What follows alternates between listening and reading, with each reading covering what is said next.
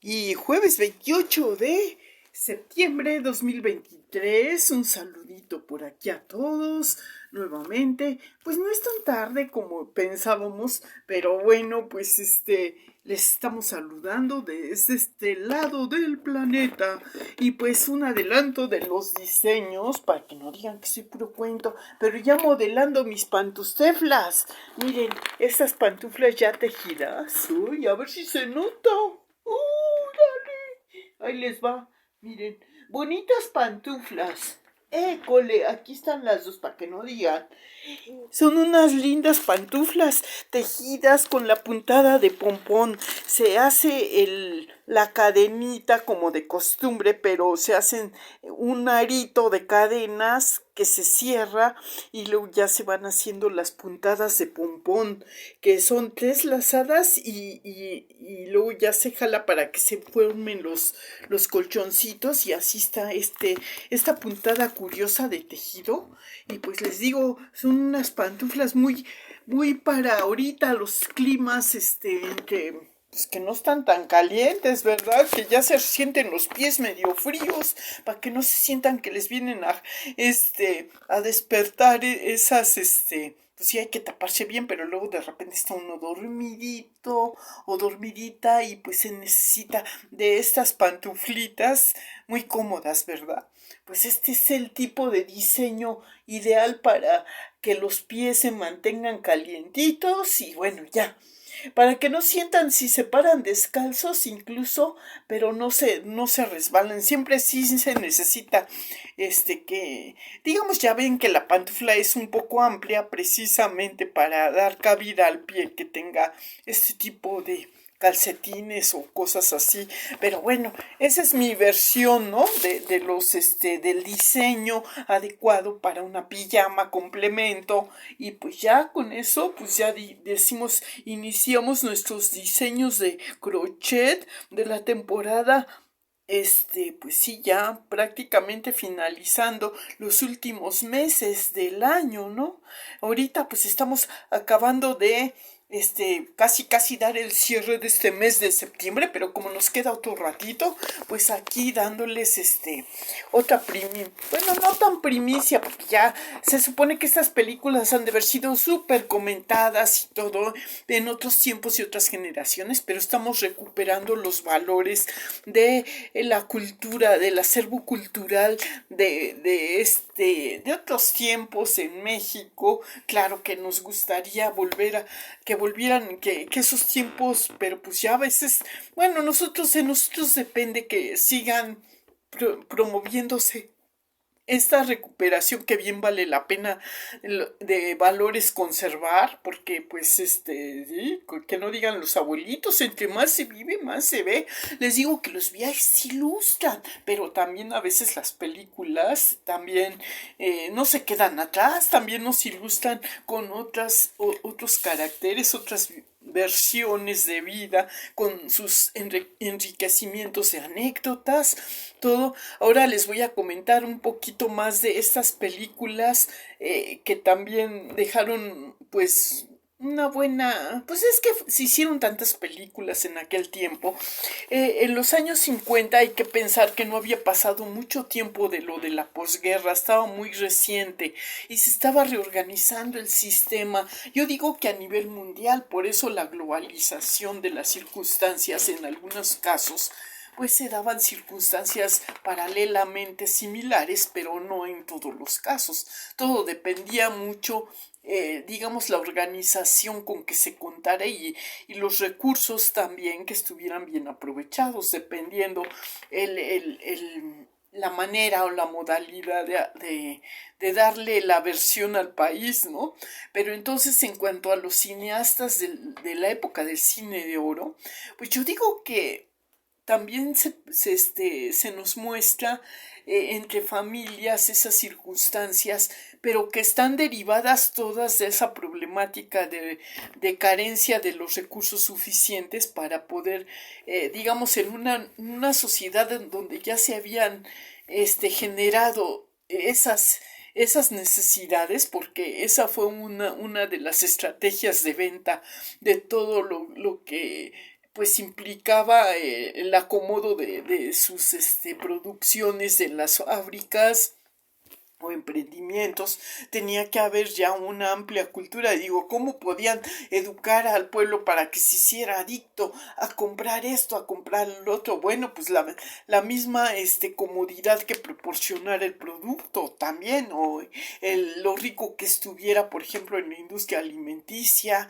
la facilidad de reducir el tiempo de alguna manera mejorar ese recurso de tiempo en personas que requerían de menos probabilidades o recursos contables para tanto de tiempo como de preparación. Entonces la comida rápida, ¿no? También se hizo muy conocida ya desde esos tiempos. Se veía en los entretenimientos esa promoción que hacían de manera muy subliminal, ¿no?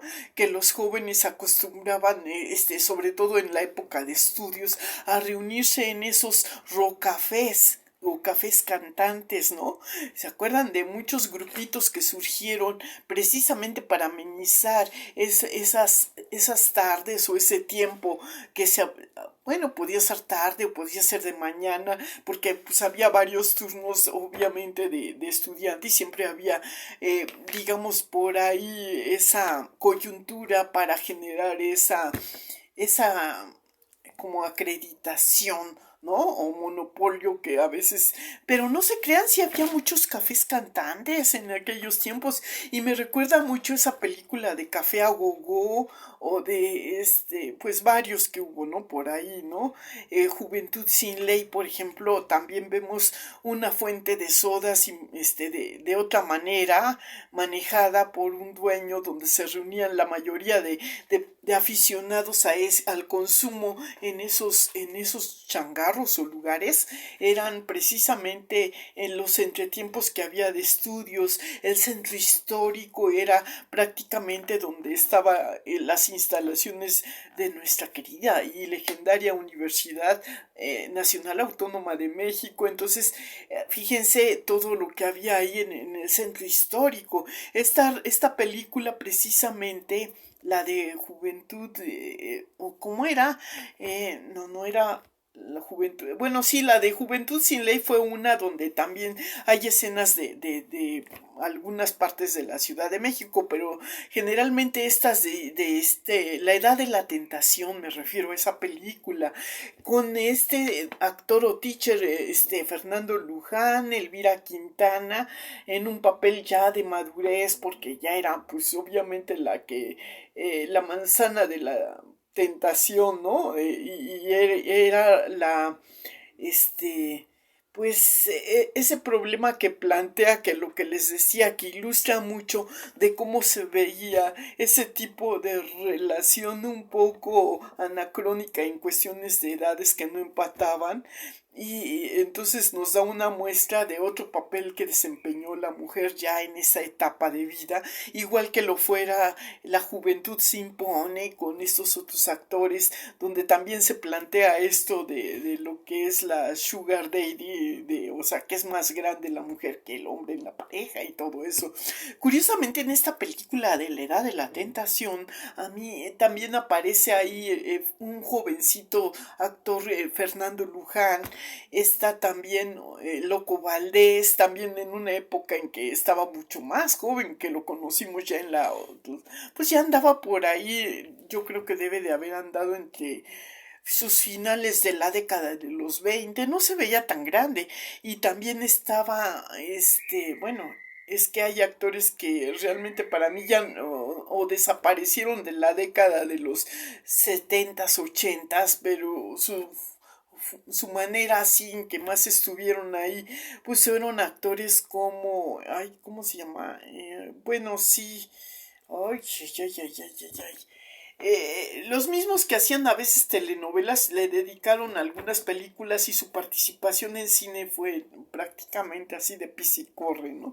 Algunos y otros sí se quedaron a hacer películas y por eso son más recordados incluso hay películas que los consagraron y siguen por ahí, ¿no? Por eso siguen vigentes en alguna manera con las regalías y todo, pero de hecho en esta película de la Edad de la Tentación nos muestran escenarios de cómo estaba estructurada la Universidad Nacional con su obviamente era otra ciudad, ¿no? Estaba adaptada al centro histórico donde se daban los cafés, algunos cafés, el café de chinos, el café de Sambors, donde eran las confiterías, se veía incluso algunas escenas en esos lugares y también en las fuentes de soda o llamadas eran una especie de pues se le daba otro nombre, eran los cafés cantante también que se aprovechaban como escenarios para ciertas películas.